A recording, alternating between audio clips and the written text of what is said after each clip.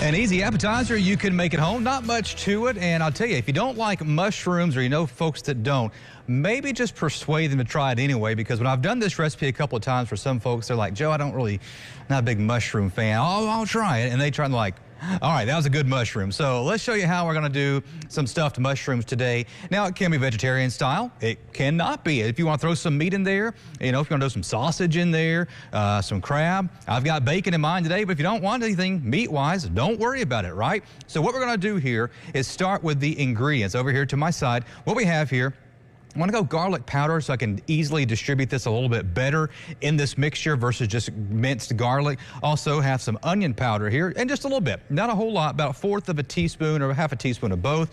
Parmesan cheese is going to go in, just a little bit of Worcestershire sauce, and this is going to be a spice of your choice. And by spice, I mean heat with it. When it comes to mushrooms, I like the baby bellas, and you'll just carefully pull that stem out, and you can actually use it and saute it and with oil and onion and put it back in, or you can just get rid of it. Then I got some breadcrumbs here.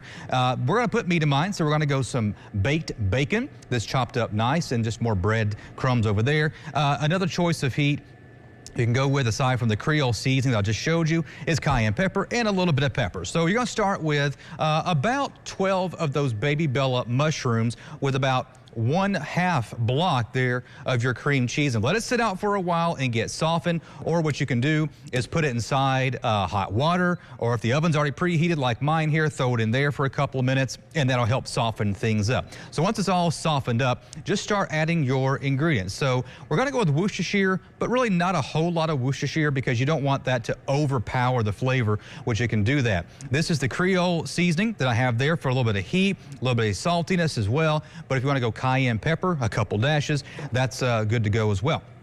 Throw in some Parmesan cheese there, about 1/4 of a cup of Parmesan, and then we're going to throw in the onion powder as well as the garlic powder. A little bit more here is going to be for just more flavor.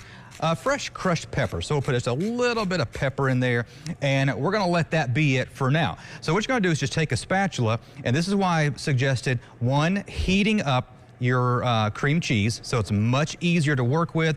It's also why I suggested going the powdered or the minced garlic.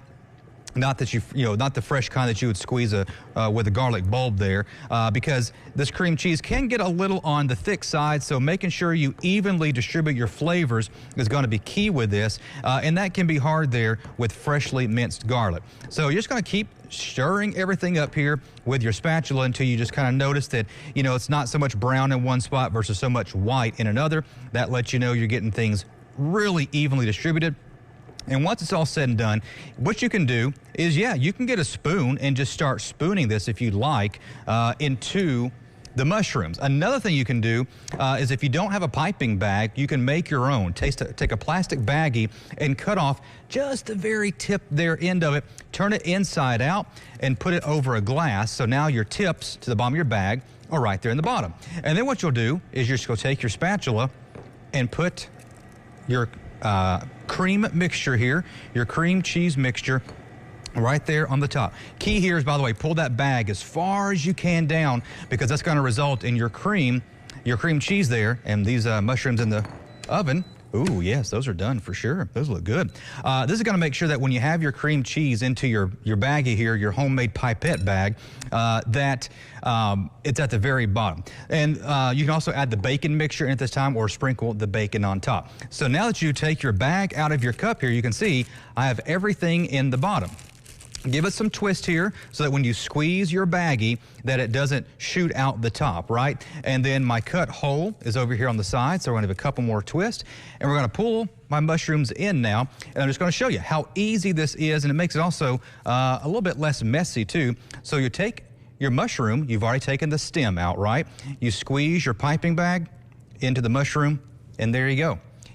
Just like that. Very, very easy to do. We'll do one more just to show you how it really doesn't make much of a mess versus a spoon. You're trying to lop it. It looks good, right? Then what you can do is take a little bit of bacon, or you can just put the bacon in your mixture, but a little bacon there on top. This bacon, by the way, has already been cooked. And then you'll put some breadcrumbs on top. These are actually Italian flavored breadcrumbs. and they'll get a little bit of toast there when you put it inside the oven at about 350 for maybe 10 minutes, but monitor it and just make sure nothing burns, because when all is said and done, you take it out of your oven here and look at there. Your stuffed mushrooms come right out, looking absolutely fantastic. Just took them out of the oven here. Freshly baked stuffed mushrooms with cream cheese, bacon, pepper. Looking good there. Gonna plate it up here for you, and Ron's gonna work on not burning his tongue here in a couple minutes.